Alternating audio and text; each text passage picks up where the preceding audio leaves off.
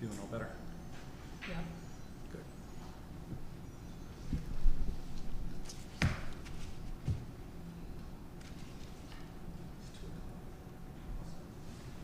Good. All right, let me call this meeting out of recess. Shauna, can you call the roll, please? Councilor Bell? Here. Councilor Richard? Here. Mayor Smith? Here. All right, at this time, we do have the review and approval of the minutes from, that's not the right meeting, from the prior meeting, April 28th.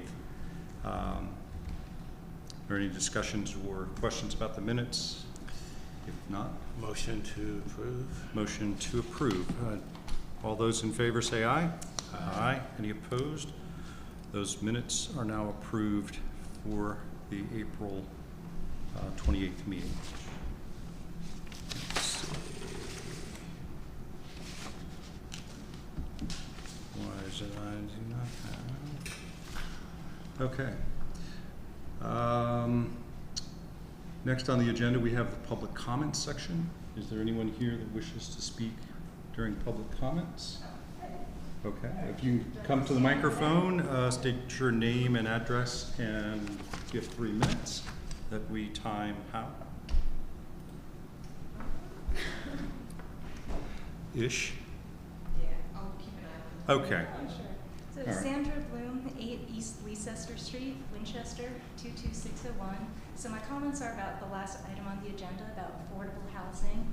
And I'm so happy that council has decided that this is a priority. There's a lot of great initiatives in this comprehensive approach to address housing affordability. First, accessory dwelling units. It's a fantastic idea. That's a great way to increase density in already built neighborhoods. And since this new Office of Housing and Neighborhood Development is going to be integrated with planning, zoning, and inspections, I hope that the zoning is not overly restrictive when any resident wants to increase the density of their house or potentially add additions and future residents to the same plot of land. Also, the conversion of non-residential buildings to residential is a fantastic initiative and idea. Similarly, not limiting the number of bedrooms in new apartment constructions, that's a great inclusive idea as well. There's a lot of great things happening here. And then a couple of things for the new Office of Housing and Neighborhood and Development to consider or keep in mind going forward is that the section on increasing homeownership, it didn't include increasing the supply of homes for sale, which it should seem like an obvious move in increasing homeownership. And I think the city needs to weight new construction more heavily towards units meant for sale rather than for rent, because a significant portion of these new units are bought up as investment properties and then converted to rentals anyway. So we can't assume that all units for sale are going to end up owner-occupied. And I realize the city itself doesn't build anything, but maybe we could consider initiatives for developers to build units for sale rather than for rent. Because the city is already over half rentals by the study's own admission, and there's a considerable lack of ownership opportunities for low-income residents. And just one more factor for this new commission to potentially consider is, according to this housing study, we already have a problem with the conversion of single-family homes into rentals. And nationwide, there's an effort by corporate landlords like Redfin or Invitation Homes to buy up traditional single-family homes and convert them into rentals. So it takes homes for sale off the market. It's a deliberate attempt to create a permanent class of renters. So an onslaught of corporate landlords might be something we want to address before it becomes a problem here. There are some HOAs who've instituted rules like you need to live in a house for 2 years before renting it out. I don't think the city needs to implement something strict like that yet, but this is just something to consider going forward. How do we ensure that the housing meant for sale does end up being owner-occupied? So I want to thank you for your time today, and thank you for prioritizing housing. Thank you very much for your comments. Anyone else here for public comments? Seeing none, I will close the public comments and move on to the agenda item. And for the benefit of the committee members who were not here at the last meeting, we did have an applicant that was here that we did have discussions with. We'll get to that shortly, but there was some open discussions with them just because they were in from out of town, and we wanted to be respectful of their travel time. So the first agenda item, item 4.1, discussion of restructuring the Development Services Department. That's our presenter is City Manager Dan Hoffman. Dan, talk to us about this. Okay, let's go ahead and pull it up now. Do we need to take action? Do we want to go ahead and take action on the item that was presented last week? Or do you want to? Well, I'm just following the agenda. Okay. Did it shuffle up? No. Yeah. It's fine, because you started with it last week. I wasn't sure if you wanted to take it right back up first. That would not be it. Actually, it's just we're bringing up the resolution, so it's just the text of the resolution. Well, the resolution is the last item on the agenda. The first item is just the restructuring conversation. Got it. Let's flip those, because I think the restructuring is going to build on the resolution conversation, if that's okay. And the resolution is an action item for us to forward. Yes. Do you want to combine them? I mean, we might as well. We can discuss them in total. Yeah, that's fine. So, So I'll talk about the resolution first. I met with Committee Chair Bell, and we walked through some early language on the whereases. We did leave one blank in case the committee wanted to add an additional whereas between now and when it goes to council. So you'll see there is one blank whereas, but we thought it was important to point out, again, shortfall of housing units, the lack of supply below 30%, above 120, disparities between renters and owners, and of course some data from the recent housing study. That initial blank whereas is just to say this is a draft, and we can add more whereases if you like, or we can stand pat with those whereases. Then the action items, so what council would actually be directing myself and the staff to do, comes out of, in part, discussions at the retreat, as well as the current opportunity in front of us with the Department of Development Services. So developing a plan to reorganize Department of Development Services to include an Office of Housing and Neighborhood Development.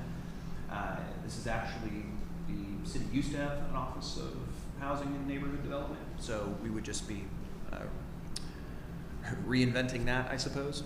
And that department that new department, which we're tentatively calling the Department of Community Development, so there would no longer be a Department of Development Services, it would be Department of Community Development with the Office of Housing and Neighborhood Development, but it would also have the planning, zoning, and inspections functions as well. So parts that Tim Humans, Dave Parker, and Alfredo oversee will still be part of that unit. Within the next 9 months, bring the PED committee a draft policy framework for housing that includes, and then these 6 different items. Now, what specifically, obviously today, is just direction for this policy, this to-be-developed policy, to include these aspects. Today, we're not getting into, obviously, what they mean, the specifics of them in any way, shape, or form, but they were identified in conversations at the retreat and in prior PED discussions as areas for us to look at. Accessory dwelling units, inclusionary zoning, additional blight mitigation strategies, strategies to increase ownership, and some minimums for affordable housing and new projects. And finally, revisiting the density bonuses for PUDs. That's come up frequently, not just at the retreat, but over the course of the last year, as different PUDs have come before us, there have been questions about the density bonuses. So we were going to take this opportunity to look at all of these things and put them in a policy framework. Now, I said 9 months because obviously we still need to fill this position. I think 9 months is actually pretty ambitious. It puts us at the end of the calendar year. I wouldn't feel comfortable committing to anything sooner, just because I still need to hire a director of community development, and this will take some work. So I'm looking at end of this year, end of November, December, to come back to PED. If we run a little bit behind, or it takes us longer to fill the position, it might be beginning of the next calendar year. But our goal is to have them to you in time for budget discussion. So going into next year's budget, you'll have a policy that you're looking to adopt, and I'll be bringing you some budget proposals to help support the policy. So that's the resolution in a nutshell.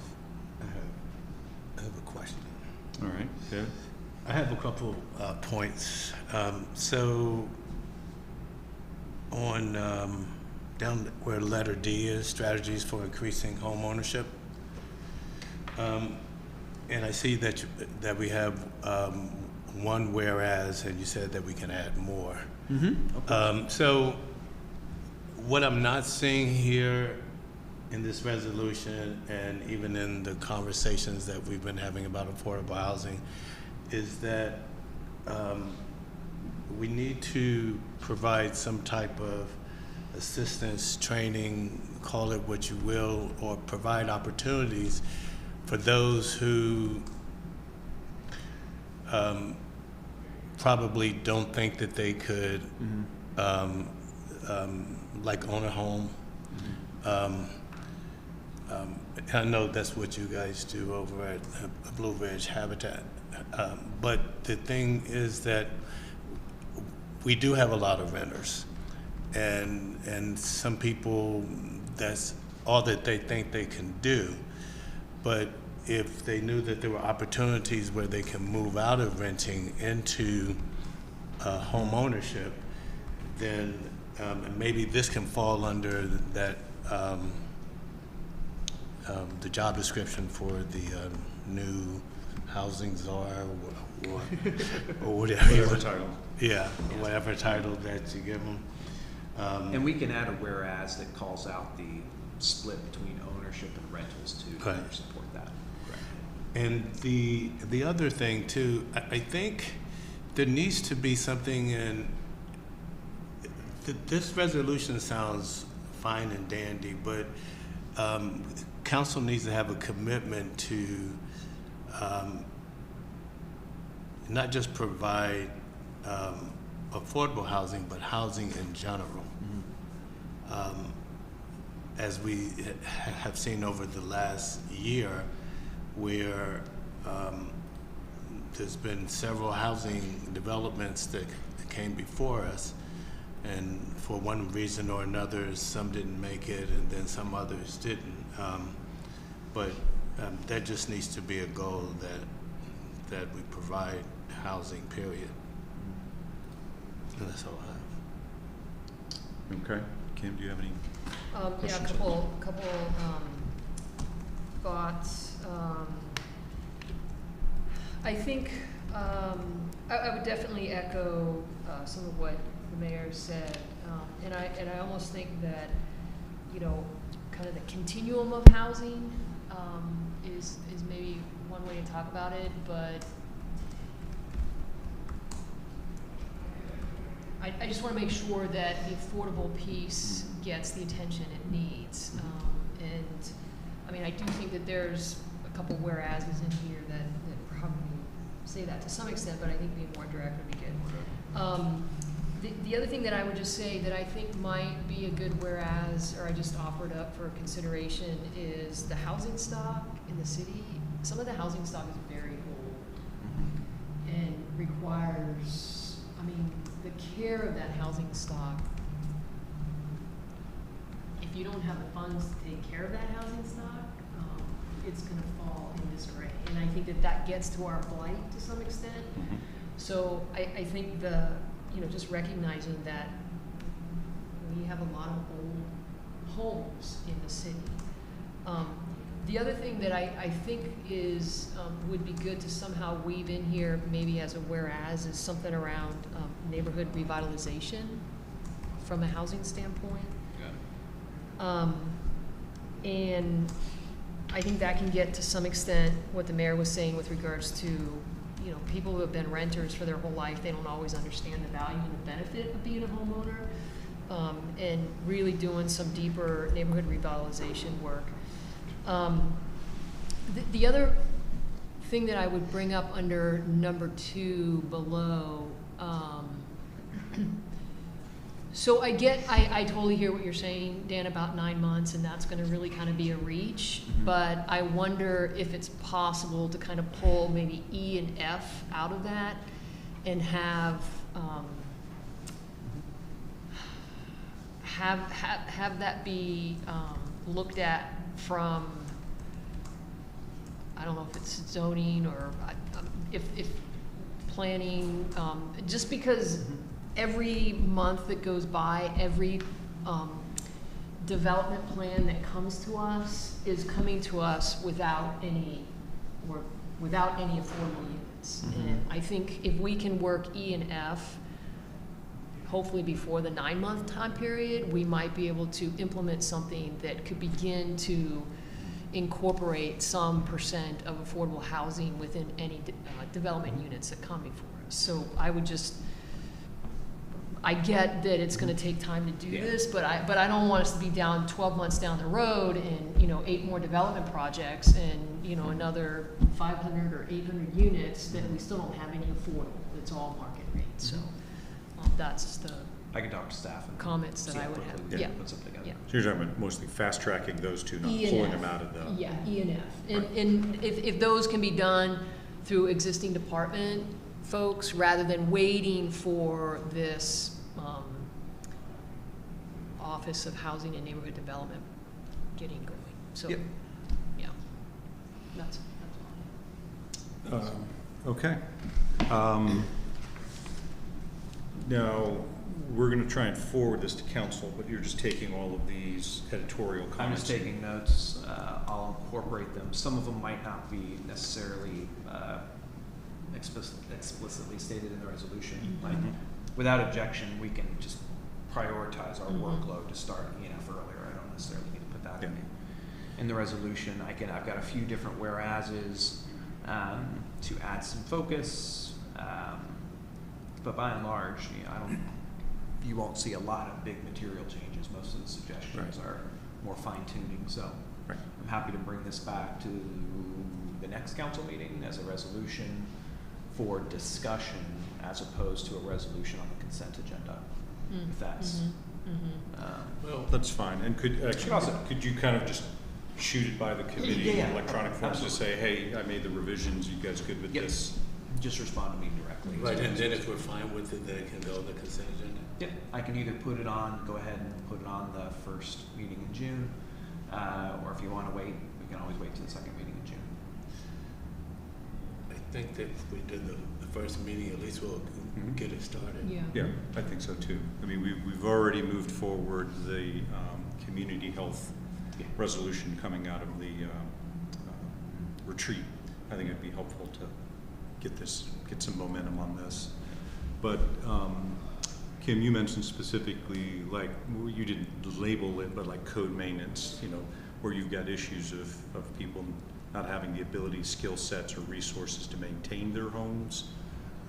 Obviously, it's not the city's responsibility to assist in the maintenance of private property, but under the blight mitigation strategies and code maintenance education.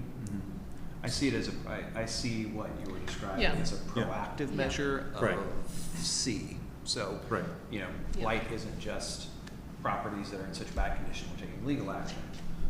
Getting involved upstream before they become blight is also a blight mitigation strategy. So that's where I would include some of what Councilor Brewster said. And Dan, I know you said we didn't want to necessarily do a deep dive into any of these because C, really, they're all looking for staff to generate recommendations and kind of integrated solutions. But I think it's going to be helpful for us to at least tackle A and B just to make sure that we're all clear as we move this forward what we're talking about, and we'll kind of, if we anticipate any limitations on accessory dwelling units and how inclusionary zoning can be applied. Yes. we will, in 9 months, it wouldn't be as if I just show up with a nicely drafted policy for PED to consider. This is going to start in discussions with PED between now and 9 months. So the conversations will begin before 9 months. My hope is that we have something close to ready for adoption at the end of the calendar year, or at least in the January-ish time frame, time for budget discussions. So we'll start having those discussions with you as we ramp up to that approval later this year. Okay. And I would just add to that, there are places around the state and the country that, this is not something new that No, we it's can being learn. done, We been can done. learn from others. Absolutely. It's not like we've got to reinvent the wheel. There are so- lots of ADU Yeah, absolutely. ordinances out there. Yeah. Inclusionary zoning Yeah. isn't really a one-size-fits-all thing, so Yeah. that's going to be more tailored to us. But again, Yeah. plenty of examples. Blight mitigation, that's going to be a mixture of creativity and state law. And same with increasing home ownership, that's going to be more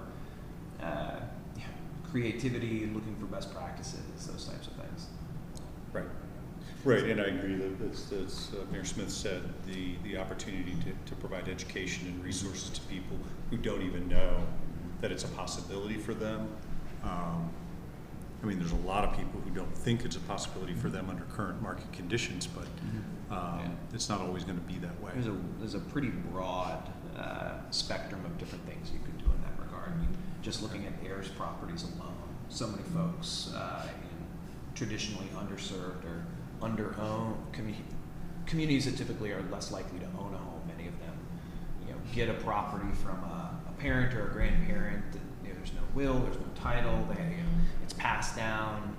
You see that particularly in a lot of historically African American communities. So just providing, making legal assistance available, for example, can go a long ways towards cleaning up titles, cleaning up ownership into a place where they can actually invest in their property and keep it up. So there's a lot of different stuff we can do. So we'll have no shortage of things to talk about in the coming months.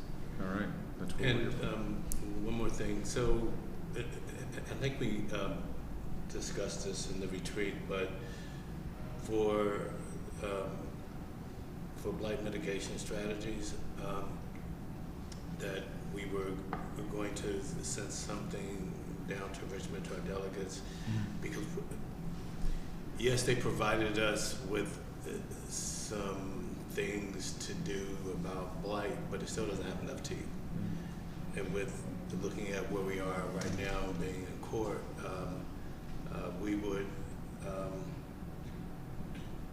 we need to structure something that it gives us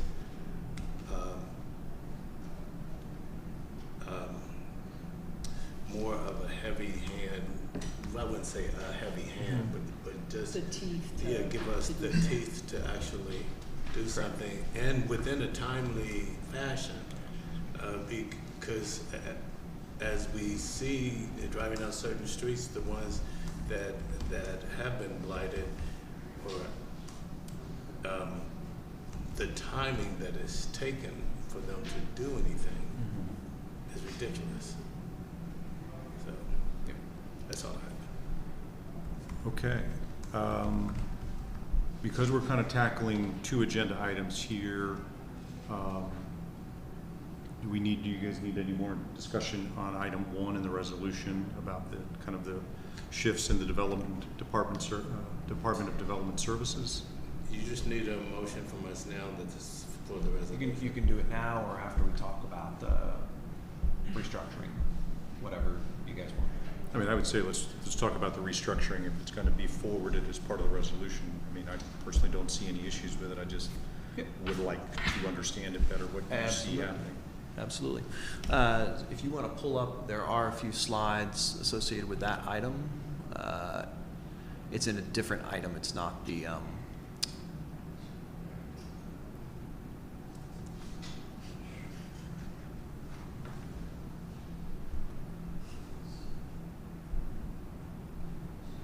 there's the well. I don't think it's in. It doesn't have a link. Yeah, there's no link on that. Yeah. There's no link on that one. Unless, do you have a presentation somewhere else? I do. Let me just send that over to him real quick. Okay. If you want to, while I send that to him and he loads it up, if you want to move to another item that won't take long, I'll let Perry, you're stuck. So Perry Eisenach, unfortunately, is ill. Oh, okay. He's taking a rare sick day, which for him is very rare.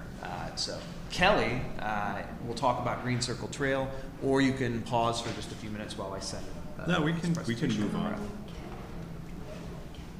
What? Go Kelly. Okay. So we will, barring action on the resolution, we will move to this Then I'm resolution. gonna lose my train of thought. We'll get it back. Don't you think? Where do you want to go? Kelly, you got this. So this is a resolution approving the route for Phase 4 of the Green Circle Trail.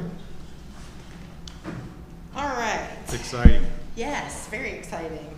Since we just finished construction on phase 3 in the fall, we're ready to move on to the next section. So in the packet, there was a schematic that showed 3 different loose options that we're proposing. There is option 1, which is on the north side of Jubal Early. It's the purple line, if you can see it in the very small graphic. The trail along the south side of Jubal Early is the second option, the pink line, and then option 3 would be the trail mostly following Abrams Creek. Can we pull that up? It is, if you scroll down, it's in the packet. It's not going to be very big, unfortunately. Next one. Yep, There you next go. one. There you go. A little further down.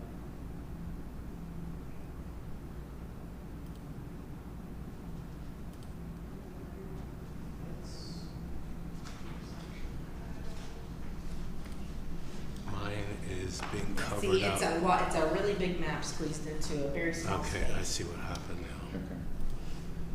So yes, so the purple line is on the north side of Jubal Early, the pink Mhm. line, phase 2 is on the south side of Jubal Early, and then the orange line actually comes down to the south, and that's along Abrams Creek there. That would Okay. be option 3.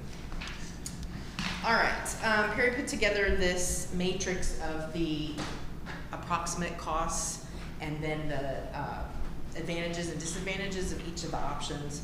So for option number 1, that one right now is estimated between $5.5 and $6 million. The advantage is that it's less than option 3, but there are a number of disadvantages to that option. The trail along Jubal Early would be right next to the curb. As you all know, there's a lot of traffic on Jubal Early, so it's not the most pleasant walking experience. Which section are you talking about? It's the purple line. I need a pointer. On the north, the one you're talking about is the one on the north side of Jubal Early at this point. Yes. And can you remind us the kind of start and the terminus of this phase is? Right, so the beginning is where we left off with phase 3, which is right in front of the Lofts Apartments at Jubal Gotcha. Jubal Yeah. Square. Yeah. And then it would actually go to the intersection of Millwood and, not Millwood, Jubal Early and Apple Blossom Drive. So right at the entrance to the mall. That's where this phase starts. And not, Oh, this will be going towards the mall? Yes, yeah, Between those yellow arrows. yes. right. Between the Oh. yellow arrows. And may I? Oh, sure. Yes. Why would it go towards the mall when, so the Green Circle Trail is a place for people hike, and well, not hike, walk, bike, and jog, but that's a lot of traffic over there. There is a lot of traffic. Right now, the start point of the Green Circle is right at that intersection. It's actually right on the corner next to the Hampton Inn is the official The start. So 0.0. this would bring it back to the beginning. Okay, So we would actually have The the full whole loop loop. at this point. okay. So it's already established going in onto the grounds of SU, around Wilkins Lake, Yes, yeah. and then back through Shawnee Through Wetlands. downtown, out Amherst Street, down. Yeah. Yeah. So this, phase 4 would complete the loop of the Green Circle. Gotcha. Okay. So that option 1, the purple line, is on the north side of Jubal Early. As I said, it would be adjacent to the roadway. We would have to remove a number of street trees to be able to get the full width path in there, and some landscaping, and it's not really a desirable walking experience because of the traffic. The second option, which is the pink line, which is on the south side of Juba Early, has a number of the same disadvantages because it is facing the same constraints. Another disadvantage to that is that there is an at-grade CSX crossing that would need to be a part of that option, and that will likely not be approved by CSX. They are difficult to work with anyway, but anything that would have people directly crossing their tracks. Well, a new at-grade crossing. Yes, exactly. How can you be difficult to work with when they don't even respond That's to an it? excellent question. But the benefit of option 2 is that it's the lowest cost option. Okay. Coming in between 5 and 5.5 million. Now, I'm assuming that's the option where you're not hugging the south side of the bridge, where you're actually going down at the Down at-grade and crossing crossing. the track at grade, yes. All right, so it's the lowest cost option, but that's a big break in the link. It is. Without CSX commitment, could become Exactly. the most expensive option. Yes. And then we did have, Perry and I have met with a number of the property owners along all of these routes, and we did have some property owners who were opposed to this option too. They did not want it coming through their property. They are adjacent to the CSX, where the CSX crossing would be, and they did not want people coming down through there. So, and all those comments are in the packet, all the comments that we received. So then that brings us to the third option, which is the orange line, which starts in the same place, but then it kind of jogs down and crosses what would be the Winchester and Western or on the tracks line that goes by O'Sullivan and connects to Abrams Creek, and then really follows the creek all the way over to the mall property, where then we would come back up Apple Blossom Drive and connect back in at the same place. This right now is estimated to be the most expensive option, topping out around $7 million because it's the most scenic, it's longer. There are a number of bridges that we would have to install to cross back and forth over the creek. But it really, the experience would be so much better for pedestrians and bikers and walkers. We got the most support overwhelmingly from people that we talked to on this option. But then the disadvantage is it's going to cost the most. So. It's like buying a car. It is. Now, Kelly, in all scenarios with Green Circle, you're going for the full multimodal section? It would be 10 foot, yeah. Okay.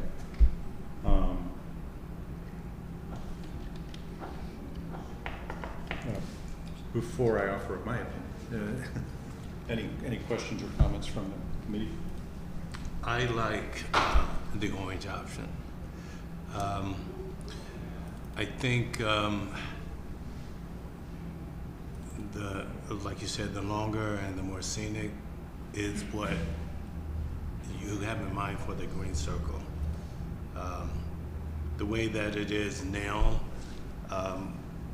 with the Green Circle, it is very scenic, and to sort of disrupt that and go through, you know, the pink and the purple and all of that, then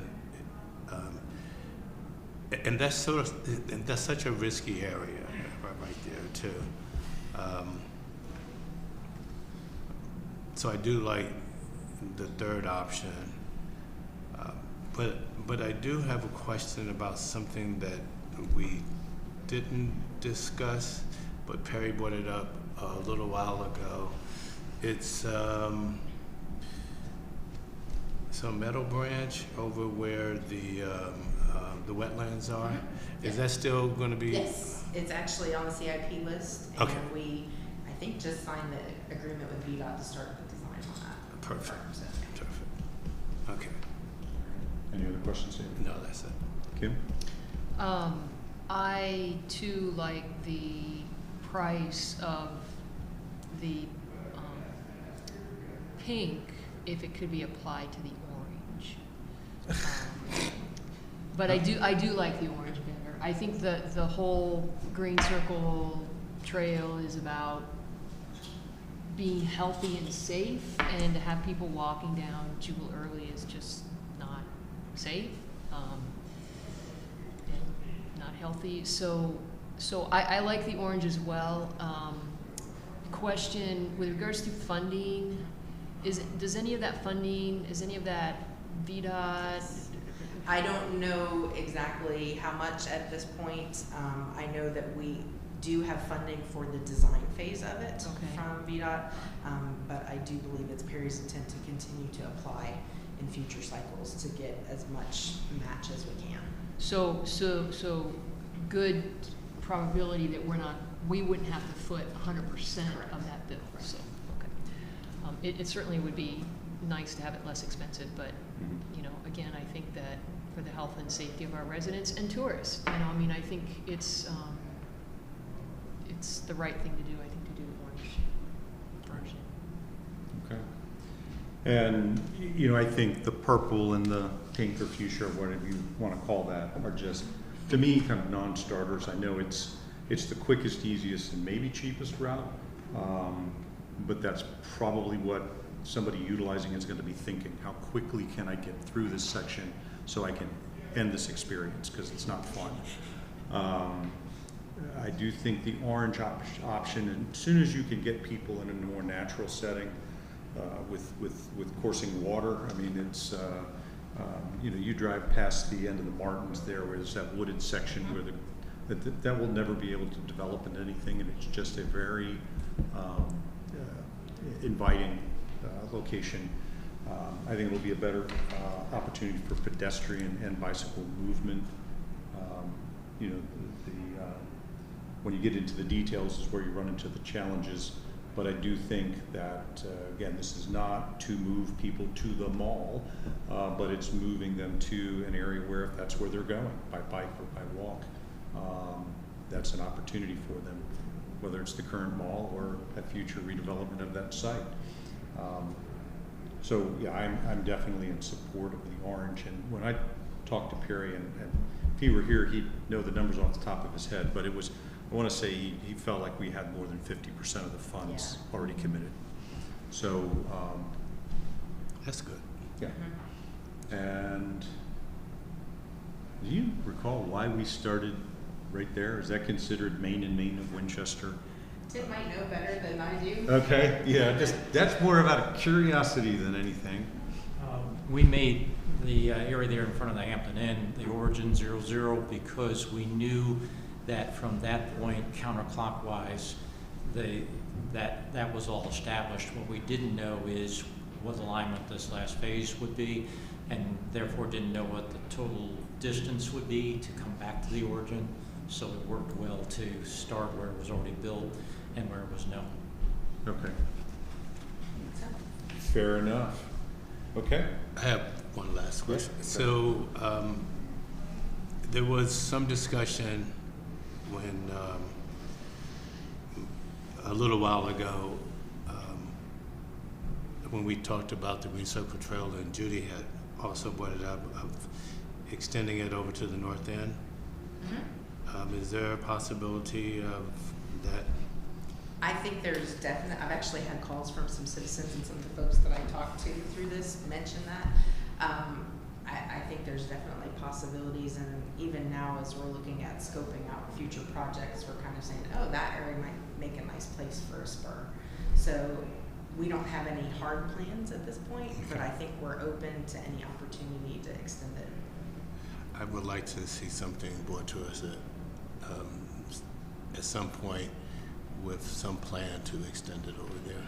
There's some concepts working, I think, that would try to connect a lot of our neighborhood park facilities through some sort of, maybe not the multimodal, you know, because you need a 10-foot section for that, but through pathways and marked bike lanes. Staff have already started kind of whiteboarding and sketching out what that north end spur or loop would look like.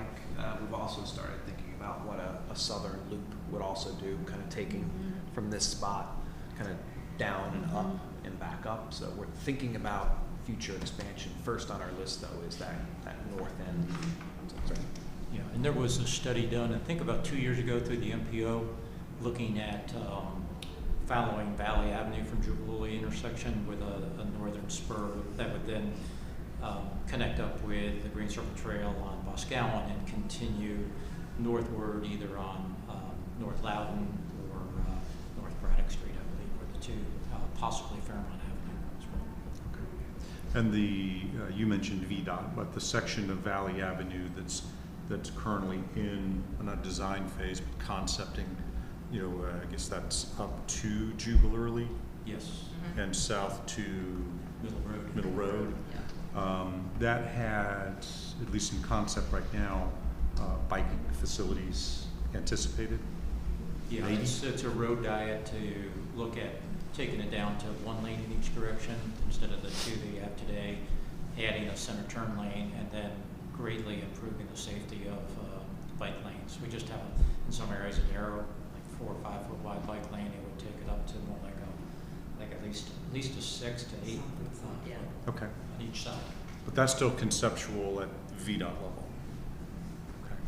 When do we see something like that coming? I think Perry's going to bring that to council at some point in the future. Okay. We talked about it a little bit with the Winchester Grove PUD rezoning down in Virginia Apple Yes, Storage. right. But it needs to come back to council. And I think Perry's. I know it's on his radar, I just don't know Okay. what date he's bringing it to. Okay. All right, well, this is you have another question? Just a final comment that, you know, it's a little bit on a tangent, but related is, you know, in other kind of trail-like things in urban areas that I've been on, it'd be great at some point, and maybe there's already some works and some efforts in the works right now, is to incorporate an art component to this, where there's signage and, you know, that the community can actually participate in the development of that signage and, you know, give it more than the green signs or round signs that show direction and miles and all that kind of stuff is great, but I think that if we can incorporate some really cool, you know, art projects, I think that would be really cool. So. Okay. Or historical markers, you know, not like your VDOT standard historical markers, but just these are things that happen. When you're driving by, you can't stop and look at them, but when you're walking or biking, it's easy to engage. And if it's, hey, this used to be a farm that was this, that, and the other thing, it's engaging. We're looking at trying to create some signage, particularly in the Shawnee Springs area where we used to have one of the early water sources, public water sources, to interpret that. That's great. That's great. I mean, anything you can do to add to the experience. Some people are using it just for getting from point A to point B. Some are using it for exercise, but some people really, it's an opportunity for engagement. And I could talk all day about the Green Circle, but this is a resolution. It sounds like we have a consensus. And Dan, if we move this forward with a recommendation for approval, is this a consent agenda item, you think? Or? If it's unanimous, it could go on the consent agenda. Okay. But it being the Green Circle Trail, I'm sure there can be other councilors that want to speak about it, so I'll I'm make a gonna motion. I'm not going to waste anybody's time. I'll just put it on the regular agenda. That's fine. I'll make a motion Second. to move this forward with approval. With a recommendation for approval with a second. For option 3. For Yeah. option 3, as we've discussed, yes. All right, all those in favor say aye. Aye. Aye. Any opposed? Okay, great, so this will Thanks, go Kelly. to a future council meeting on the regular agenda. First meeting in June. There we go. So back to, why don't we just jump back to, So 3 and 4, you've already we just handled 4.2. 4.3. Are we still having discussions on those? Or Yeah. Okay. Yeah, that's the last one that we'll tackle, because we're tackling 4.1 and 4.4 at the same time. So, Okay, so right back to it. yep, Okay, so quickly, this is the current state. Department of Development Services has, or at least that director, under his or her purview. Currently, the EDA, tourism, planning, zoning, inspections, it's a pretty wide swath of things. We're looking to make it a little more manageable. Some of the reasons why we're looking at doing this, first off, going back up here for a second, the EDA and then the regulatory side, they're two very different things. So asking the same person to encourage development and promote certain projects in a way, finding incentives for certain projects. Sometimes having that same person oversee the regulatory side, it can create conflicts. Staff have navigated that well in the past, but it does create some occasional awkward tensions. Also, finding someone to fill that role, it's kind of hard to find somebody with a deep background in economic development and planning. So getting a director that has a deep background in planning and housing, I think is much more likely than finding someone that's going to know that and the economic development piece. Dual reporting structure, so this position in the past has reported to me and the EDA as an independent body, so having two bosses is never fun.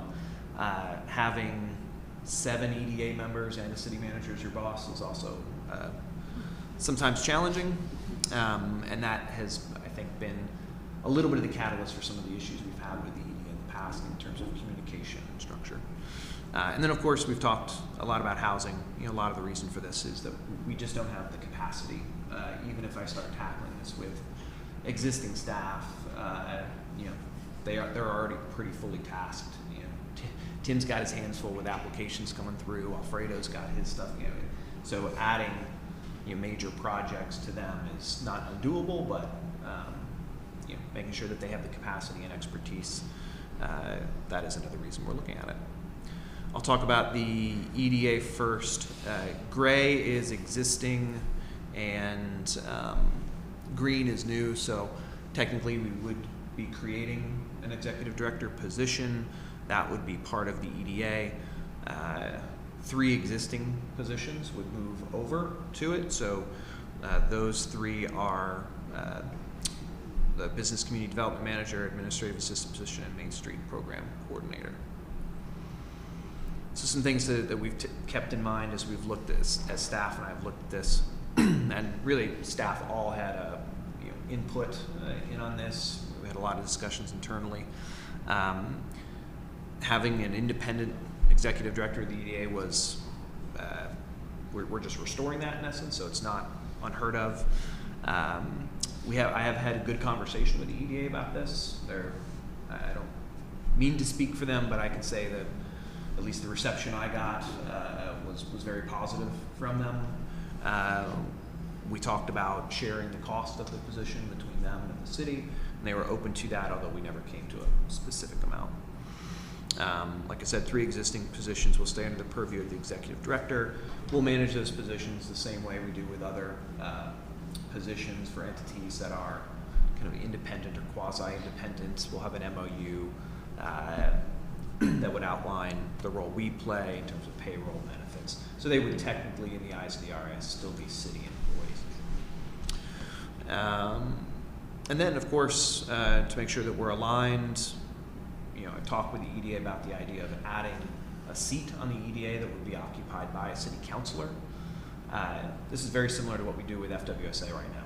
So and in fact, we've seen a pretty significant improvement in kind of the working relationship we have with FWSA, with not just having counselor on it, but also having Mary and Perry on that board actively involved. So either a staff position or a council position on the EDA. I think it's something that warrants consideration, but I leave that to you and the EDA to determine if that is the best fit. Moving forward, so the tentatively named Department of Community Development, it will have the planning, zoning, inspections functions, but also the new Office of Housing and Neighborhood Development, which I mentioned earlier. Specifically within that office, there would be a housing manager, housing programs team, and CDBG programs. Green would be new. So a manager of the Office of Housing and Neighborhood Development. CDBG is currently sprinkled across several staff. you know, I know Patrick takes on a lot of it. Other staff have contributed over time, but we don't have any single person that's really been our CDBG guru to take it and own it and make sure we're getting the biggest bang for our buck out of CDBG projects. And I know there's also been an expressed interest from some members of council handling our CDBG money a little differently. So I feel more comfortable having a person specifically focused on CDBG. So some considerations we took into account when talking about this new office. We wouldn't establish this office until probably later in the year. I wouldn't want to hire the office staff for a director I haven't yet brought on board. So our hope is to fill the Director of Community Development position as quickly as possible so they can start filling out their team. So think of this in 2 phases. Executive Director of EDA, Director of Community Development, both those brochures are ready to go out and hit the street. We're ready to start recruiting candidates. When those are filled, then that Director of Community Development will fill out his team in the Office of Housing and Neighborhood Development. Or her. Or her. Thank you very much. Like I said, 2 positions would be created in the second phase. We would come to council with a discussion about a supplemental in order to make that happen. And I think I've overstated it a little bit. It's probably not quite half, but probably a significant portion of the CDBG analyst. That position could actually become covered through our CDBG allotment, but I think it's a little less than I anticipated. The housing programs teams, those are actually 2 existing positions. They're over in DSS. We'd move them over to consolidate our housing resources in one place, and they would be physically located in City Hall. Some other considerations, we don't want to forget about tourism. Tourism also, that is a position that is beholden to the board, the tourism board, which you and the county appoint. But Justin Kearns, who does, in my opinion, a great job in that position, he just needs somebody on the city side for day-to-day direction. Moving forward, that person will, I say report to, but really will seek guidance and occasional support from Mary as the deputy city manager. Many of our interactions with the tourism board are finance related, they're related to grants or other aspects. So neither the EDA or the community development director will oversee tourism. Mary will make that part of her portfolio. The second bullet, we've gone back and forth in conversations with the EDA, and I think actually we will most likely be keeping, through at least this year, we'll keep events together, and then we'll reevaluate it after this event season. They've already got a lot of events, the Main Street Program Coordinator events, and the EDA, they've been planning events, so I don't want to short circuit. When I wrote this, I got some more information afterwards about where they were at with events. I don't want to short circuit anything they're doing for this year. So for now, we'll stand pat, but I think we'll reevaluate that in the fall, see if that's still a good place for events to live or what that relationship should be like. So at the current time, the only funds that we're really talking about are the executive director of the EDA. That's the only new thing being created. Mm-hmm. The director of community development is an existing FTE that Sean was previously occupying. And then of course, collaboration with the EDA is going to remain critical. We've already started taking steps to make sure that not only this transition is smooth, and Mary's been shouldering a lot of that load as the interim EDA executive director, but beyond this transition phase, after an executive director is hired, we're definitely actively and proactively taking steps to make sure that communication stays pretty seamless with the EDA. And that's what we're looking to do. Okay. David, questions? Yeah, start from the bottom up. The part-time event management position that you discussed. Mm-hmm. So the Main Street Program Manager will be moved to Parks and Recreation Department.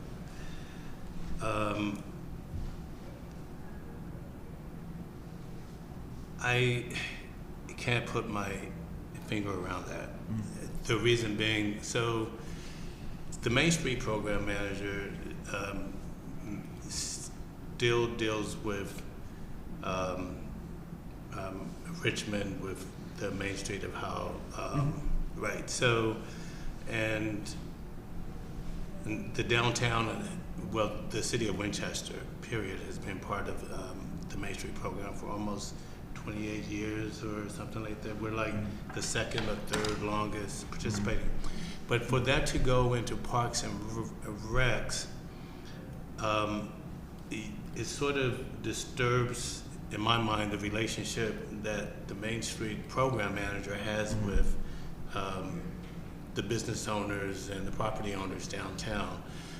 The Parks and Rec, they have their own function with the Parks and Rec. But and this has been tried before where parks have put on events for downtown, which weren't very successful because they didn't have that relationship with the businesses downtown. And I think that move will possibly maybe water down some of the events, and not just the events, but just the relationship that's being held. I would like to see that stay a component with downtown, as opposed to consolidating that. And the tourism, it just seems, for the lack of a better word, it just seems like a floater, like it's just sort of like, where do you put it? Because I really don't see it falling under the development services, even though it has been there. Yeah. But wouldn't that have a better fit with Parks and Recs, the Main Street program, because it is promoting most of what they do is so independent from city-specific events. They like all of their projects to be kind of dual-focus city-county, and you know, Mary, jump in if you want, but you know, Justin acts independently, so there currently isn't. They coordinate as needed, and I wouldn't say there's a lack of coordination, but right now their duties, at least parks and tourism, you know, probably very minimal interaction at best currently. EDA possibly, but I would struggle with putting that position under an executive director that reports to the EDA, and then have Mary also, or any city staff, also try to oversee Justin, who also has his own board, so it's almost like a board overseeing the board in that case. Like the EDA is suddenly overseeing the tourism board, which I don't think that would work well. And you know, Justin, he's kind of a plug and play kind of guy. You know, he for lack of a better way of putting it, he doesn't take a lot of hand holding. He knows what he's doing. He does his thing. He does take his direction from the board. I don't Yeah. want to offer too much oversight, because I understand it's a joint city-county function. Our largest role generally is during budget time, when we have joint finance. So if there's any major changes or MOU or agreements, we tend to go there and then jointly make those agreements. So that's kind of where we thought the tie-in fell. Yeah. And just the last point that I wanted to make, did you say that the EDA's doing events? Yes. Yes. So they're currently planning several events. So they have an events committee now established. Yep. That was as a result of the merger with, or the acquisition of the OTAC responsibilities. Yeah. When when OTAC merged, they took that over. Gotcha. Yes. Okay. That's all that. Okay. Kim? You know, did I hear this correctly, Dan, that the consideration for possibly events, Main Street events, potentially going into Parks and Rec, that's kind of further down the road? That's not going to happen anytime. We're Wouldn't not happen doing it. anytime soon. Exactly. Okay. It's not. It's definitely not. It was something we thought about. Yeah. But then we backed off, knowing that they already had a slate of events. Yeah. it's something that's not currently under consideration, but we'll look at it in the fall to kind of see where are there some alignments, because that team, whoever's doing downtown events, does have to coordinate closely with facilities, and then just in terms of resources, there's no backstop for them. So. Yeah, and I guess that's my thing. Well, first of all, just overall, this makes sense, and it seems like a right direction to be moving into. Certainly, Sean's leaving creates an opportunity for some changes, which it's always good to change things up to the next best thing. So I think this is good. And with regards to the Parks and Rec piece, you know, I mean, I hear what you're saying, but I also think that, you know, if we have people that are just like rocking it with events that, you know, could be more efficient in coordinating that in one place rather than, I don't know, because it's not going to happen right away. I don't feel like we have to make a decision about that. I think we can just proceed and see how it looks, or how it might work, and then, you know, make that decision later. So, yeah. But I think this is good direction for us that complements the resolution that we were talking about. You know, I'll just piggyback off that comment. It's for us trying to see and understand, and recognizing that it's not just programmatic opportunities downtown. That's kind of the way we're envisioning it. These are programmatic opportunities for the community throughout the city. If you start looking at it that way, maybe it does start to feel like a Parks and Rec component. You can kind of lean that way just as much as you can lean. Is it really an economic development lever? But anyway, I think the idea of kind of letting this season kind of run it through and see where things want to go. I'm excited about this restructuring. I think this is good. You're saying that you still need to identify from a budget standpoint the sharing of salary with the EDA. Yeah, we'll need to flesh that out a little bit.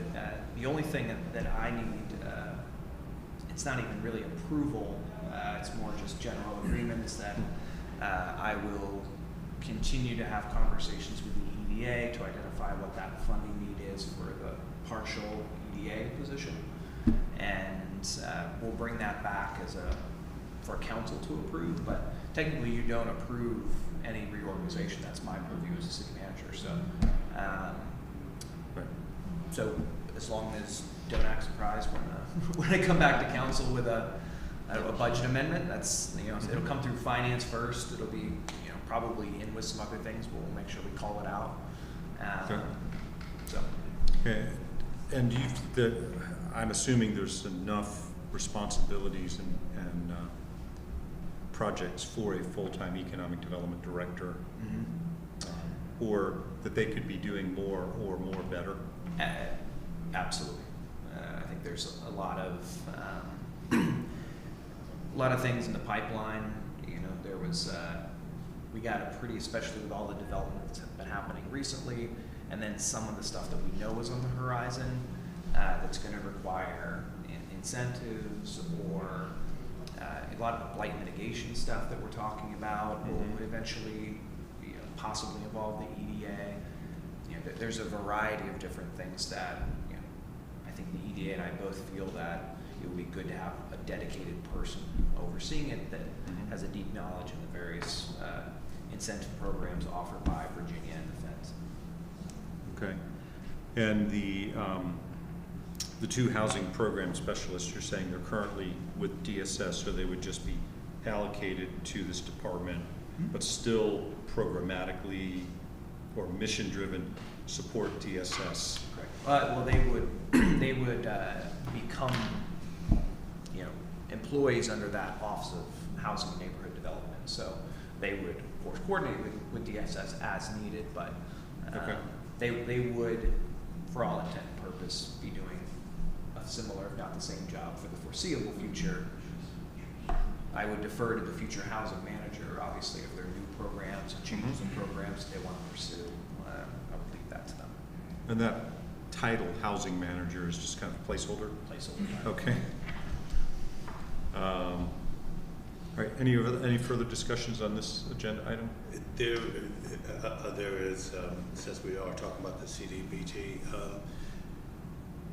the funding that we get for the CDBG, now, will that monies be going directly to that particular office, but it won't be shared with any of the others that are within, let's say, the housing program and the housing manager or anything like that? Would that? I mean, it would be available to, based on the recommendations of the housing manager, the director of community development, and myself. We'll still So bring there'll be additional funding going into that, aside from what we allocate in the budget?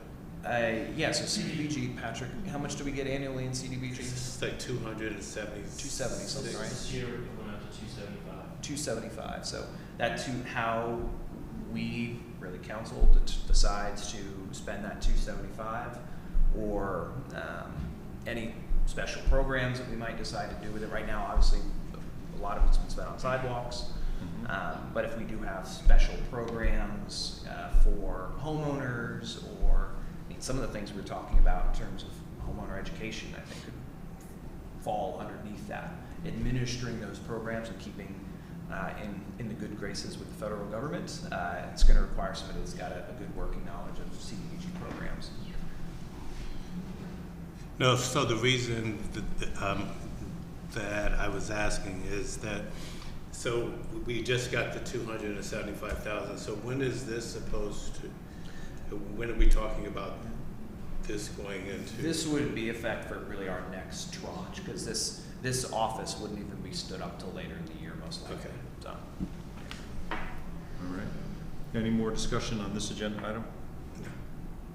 And so, okay, so we're going to kind of, again, combine but separate this out. We have a resolution that we're going to forward that incorporates conversations about this reorganization. But that's your bailiwick. You're going to handle that. You're going to let us know Do where you it need a goes. motion for that? No, you For need the a motion resolution, for for the the- resolution, yeah. but not for the reorg. So I would make a motion for the resolution to forward with a recommendation to approve. If it's not going to be part of the consent. Are we going to put it as part of the consent? No, the resolution I'll put. Just as an agenda item? As an Okay. agenda. Okay. All right. So for item 4.4, we have a motion to forward to council with a recommendation for approval for the resolution in support of a comprehensive approach to addressing housing affordability in the city. I'll call that vote. All those in favor say aye. Aye. Any opposed? All right, that motion carries, and it is forward to a future agenda item for the city council. Bouncing to the middle now, the last item, and this was the item that was discussed, but I was the only one present. Alfredo, you are here to present for this conditional use permit for the redevelopment of property at 208 South Loudoun Street. Yes, sir. Thank you. As Councilor Bell stated, it's a continuation of discussion last week. It's a conditional use permit received from Mr. John Edward Morris. It's the property at 208 South Loudoun Street, just south of the Walking Mall. There's a property on the map. So to the north of that, across Court Street, you see the Walking Mall on the east side of South Loudoun Street. And that's for, currently, it's a vacant building. It's a two-story structure, currently vacant. And so, conditional use permit to convert a portion of the ground floor, the rear of the building, from a non-residential use to a residential use. So that's a conditional use permit requirement. And on the second floor, we have 2 additional units. So it's a multifamily structure, 3 or more units. One of the units is by right. However, conditional use permit is also required for the third unit that has 3 bedrooms. Anytime there's more than 2 bedrooms, a conditional use permit is required. So it's about 7,500 square feet of lot area. It's in the downtown district, historic district, zone B1. It's 100% parking exempt. A pretty standard sized lot. There's 2 buildings on site. You got the main building towards the front, And then you have a detached garage to the rear. Again, currently entire vacant floor space, and then to the rear of the site, we can see that there's 4 parking spaces that are accessed off of East Cork Street that can be utilized by future tenants. But again, they're not required to provide any off-street parking. Here's similar B1 zoning around the site with Historic Winchester Overlay District. So, as it stands, it's a vacant space. So it's going to be a mixed use. There's going to be commercial at the front of the building, residential to the rear in the form of 1 unit, which is 2 bedrooms, and then 2 units upstairs, one being 2 bedrooms and one being 3 bedrooms. So on the ground floor, provided that to do any commercial use that's permitted by right in the B1 district, they'll be fine. Typical zoning approvals. Same thing with the residential use above stairs, which is the 2-bedroom units, which is your standard building permits. So really what's in question is, again, the rear. So based on what they submitted, the applicant, they don't exceed their permitted residential density. I think they do not. Okay. They can go up to 8 units by right. They're only proposing 3. All 3 of the units meet the average and minimum requirements for the B1 district. So about 921 square feet average floor area for 2 bedrooms. So they're fine there, and 1,121 square feet average floor area for the 3 bedroom. So they're fine there, no issues. Access to the units, again, there is a side entrance on the side of 208, and then also a rear entrance, provided that the parking's from the rear. Primarily, most of the entrance will be to the side of the rear. Not to say that they could use the front, but given that the commercial space will be primarily towards the front, that's where we expect the applicants to come to the side of the rear. So they're fine there. However, one thing with this is, given as many of the other sites in the historic district, downtown areas, pretty urban, it's your urban core, so they're under their target green space for a mixed use, which is about 27%. Existing green space, about 21.5% of the site, which is still fit to the site. It's a pretty decent sized space given the age of the lot, the structure, and where it's located within town. So they have a slight deficiency there and would require a waiver from that green space. Staff does not oppose a green space waiver, provided that what is there now remains. And given the way the site is, it would be a space that can be utilized by future tenants for going out walking the dogs and cooking. So when it comes to why a conditional use permit is required for residential in B1, it's primarily so that bedrooms are not fronting along your main streets. It's not necessarily that we don't want residential. It's just that, you know, if there's patrons heading to downtown Winchester and you look over and there's a bedroom there, that's not necessarily what we want in the B1 district, which is your central business area. You want businesses on the front and then residential to the rear and the second and third floors. So being that this is to the rear, that's preferred to having it fronting Loudoun Street. Again, a commercial use will still be there in the form of a space that can be rented out, and it provides residential opportunities in close proximity to the walking mall. Again, green space is still a fifth of the site, which is pretty decent size given where it's at. So this is a presentation from the applicants. Here's just a look at the site from the front, a couple different angles, what the inside of the structure looks like. It's a beautiful property. Yep, and then this is the rear, that's the green space. So imagine you came off Cork Street, you parked in the rear, and you'd be walking up to the units. That rear door is to one of the units, and then there's a side entrance that's not visible from here. Here's a layout. We've got the ground floor, so we can see that there's the office towards the front, 1 unit to the rear, and then you can see a staircase that goes up, and we'll have 2 units. Again, just another layout. So it's a fairly straightforward application. Happy to take any questions you may have. No questions? Okay. I mean, I think it's, we need more housing, and I think it's a good use of the space. And I don't have any issues with the, 5.5% less green space. I think it's a good use of the space. Yeah. At least they have green space. Yeah. Yeah. It's not zero. Yeah. There are properties with zero. So do you need a motion to forward this with I approval? do. I would appreciate that. That was my motion. A motion to forward this with a recommendation for approval. All those in favor say aye. Aye. Aye. Any opposed? Okay. That will be forwarded to a future agenda item for the City Council. That's the last item before the committee. Unless there's any other items for us to discuss, I entertain a motion to adjourn. So moved. Second. It's moved and second, and all those in favor, aye. Aye. Aye. And we are adjourned. Rock and roll.